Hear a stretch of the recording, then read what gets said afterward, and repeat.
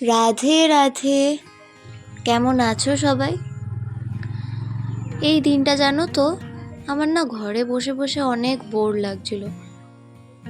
ল্যাদ খাচ্ছিলাম ঘরে বসে, কোনো কাজ ছিল না। আর ভাবছিলাম যে কি করা যায়। তখনই হঠাৎ করে চোখের সামনে এই পাখাটা পড়লো। আর এই পাখাটা দেখে তো আমার প্রথমেই একটা সাবেকি লুক দেওয়ার কথা মাথায় এলো। অবশ্য এটা আমি নিজের আইডিয়াতেই করেছি। আর এই স্বস্তিক চিহ্নটা আঁকতে গিয়ে তো আমি নাজেহাল অবস্থায় পড়েছিলাম, হচ্ছিলই না ঠিক করে। তাই জন্য আগে পেন্সিল দিয়ে এঁকে নিয়েছি।